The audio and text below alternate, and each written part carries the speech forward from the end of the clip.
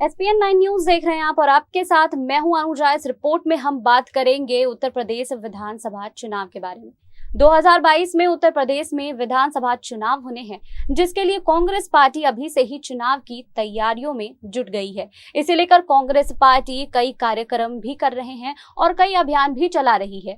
इसे लेकर अब बता दें कि प्रियंका गांधी वाड्रा ने कई विधायकों संग वर्चुअल बैठक भी की है और जिसमें कई बड़े ऐलान भी किए गए हैं। खास बात यह है कि इस बार का कांग्रेस का जो चुनावी मुद्दा है वो लोगों से ही जुड़ा हुआ है, जमीनी मुद्दा ही बताया जा रहा है। इसको लेकर कांग्रेस पार्टी और भी कई नई रणनीति तैयार करती हुई नजर आ रही है। देखिए इस रिपोर्ट में कि इस बैठक के दौरान प्रियंका गांधी वाड्रा ने और विधायकों संग क्या क्या बातें कही हैं। उत्तर प्रदेश में 2022 में होने वाले विधानसभा चुनाव में सीएम योगी आदित्यनाथ के साथ ही पूर्व मुख्यमंत्री अखिलेश यादव, कांग्रेस का युवा चेहरा प्रियंका गांधी वाड्रा और राष्ट्रीय लोक दल के अध्यक्ष जयंत चौधरी के रणनीतिक कौशल की परीक्षा होगी।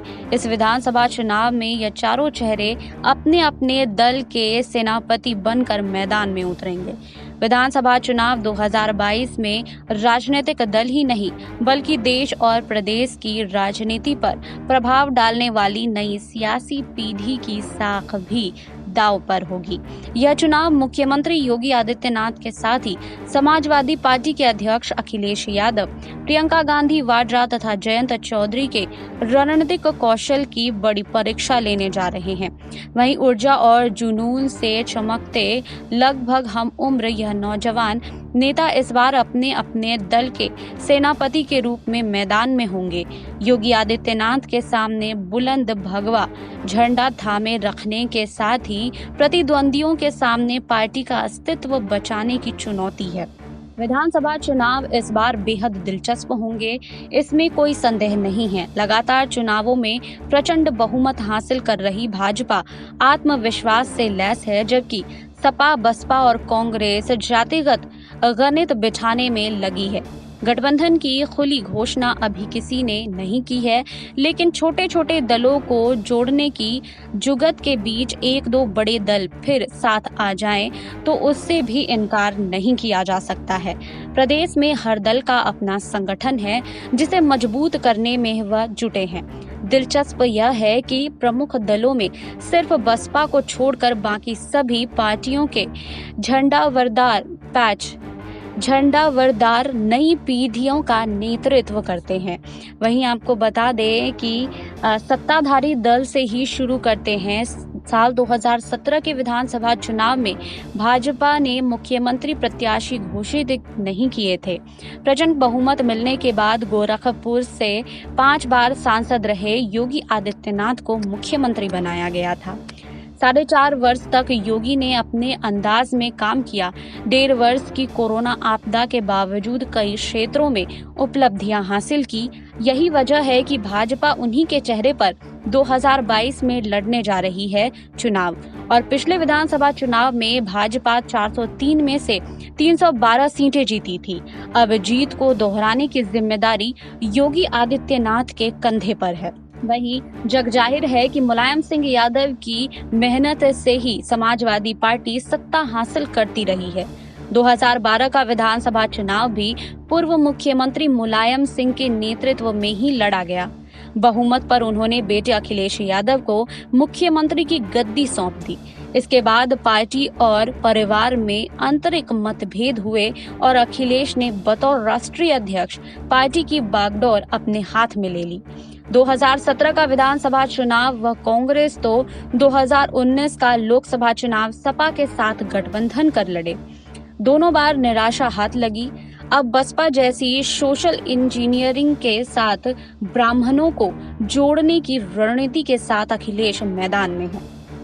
देखना होगा कि 2017 में मात्र 47 सीट जीतने वाली सपा अब 400 सीटें जीतने का दावा कर कहां तक पहुंचती है। वहीं प्रदेश में 3 दशक से सत्ता से बेदखल कांग्रेस के लिए उम्मीद बनकर प्रियंका गांधी वाड्रा सूबे की सियासत में सक्रिय हैं। वह पहले चुनाव प्रचार में आती रहती थी, लेकिन पहली बार प्रियंका ने उत्तर प्रदेश की जिम्मेदारी प्रभारी के तौर पर संभाली है। 2017 में उनकी पार्टी मात्र 7 सीटें जीत सकी तो 2019 के लोकसभा चुनाव एक ही सीट पर सिमट गई। प्रदेश में सक्रिय प्रियंका वाड्रा ने संगठन को अपने हिसाब से तैयार किया है। ऐसे में उनकी साख खास तौर पर दांव पर है। चौधरी अजीत सिंह के हाल ही में निधन के बाद राष्ट्रीय लोकदल के अध्यक्ष के रूप में उनके बेटे जयंत चौधरी को अपनी नई पारी शुरू करनी है। पिछले चुनाव में एक सीट जीतने वाला यह दल इससे अधिक जितनी सीट जीत पाए वही बढ़त होगी। बता दें कि 2022 में उत्तर प्रदेश में विधानसभा चुनाव हो रहे हैं, जिसके लिए सभी पार्टियां अभी से ही चुनाव की तैयारियों में जुट गई है। इस बीच भाजपा लगातार कई बार की बैठकें भी कर रही है। वहीं बता दें कि अखिलेश यादव भी इन दिनों काफी एक्टिव दिख रहे हैं और लगातार वो बयानबाजी भी दे रहे हैं और लगातार सरकार को घेरने की भी कोशिश कर रहे हैं। इस बीच अभी तक अखिलेश यादव ने गठबंधन के लिए कोई भी बातें नहीं कही हैं, कोई भी बड़ा बयान नहीं दिया है। लेकिन इधर प्रियंका गांधी वाड्रा भी इन दिनों राजनीति में अपनी सक्रियता बढ़ाती हुई दिख रही हैं। प्रियंका गांधी वाड्रा लगातार योगी सरकार पर निशाना साध रही हैं और अपने चुनावी मुद्दों को लगातार सामने भी ला रही हैं। इस बीच बता दें कि प्रियंका गांधी वाड्रा कुछ दिनों पहले उत्तर प्रदेश के दौरे पर भी थी, जहां वो जनता से रूबरू भी हुई, जिसके बाद अब ये कयास लगाए जा रहे हैं कि उत्तर प्रदेश में होने वाले विधानसभा चुनाव के लिए कांग्रेस पार्टी जमीनी मुद्दों को ही उठाएगी और इसी मुद्दों पर जो है वो चुनाव भी लड़ेगी। इस बीच जो है वो प्रियंका गांधी वाड्रा कई विधायकों संग वर्चुअल बैठक भी कर रही हैं, जिसमें कांग्रेस की हर दिन नई रणनीति तैयार होती भी दिख रही है। इस बीच जो है वो कांग्रेस पार्टी के वरिष्ठ नेता का भी बयान जो है वो काफी चर्चाओं में रहा था। बता दें कि प्रियंका गांधी वाड्रा उत्तर प्रदेश कांग्रेस का मुख्यमंत्री चेहरा हो सकती हैं, लेकिन अभी तक इसकी आधिकारिक पुष्टि जो है वो नहीं की गई है। लेकिन कयास जरूर लगाए जा रहे हैं कि प्रियंका गांधी वाड्रा ही उत्तर प्रदेश कांग्रेस का मुख्यमंत्री चेहरा होंगी। बता दें कि अब जो है वो कांग्रेस की ओर से अभियान चल रहे हैं, जहां पे कई जनता से जो है कांग्रेस के नेता और वरिष्ठ नेता, साथ ही कांग्रेस महासचिव प्रियंका गांधी वाड्रा जो है वो लोगों से रूबरू होंगी और उनके समस्याओं के बारे में जानेंगी। उसके बाद जो कांग्रेस का है वो यही मुद्दा चुनावी मुद्दा बनेगा। आपको हमारी ये रिपोर्ट कैसी लगी हमें कमेंट बॉक्स में लिखिए। बाकी और खबरों के लिए जुड़े रहिए SPN 9 न्यूज के साथ।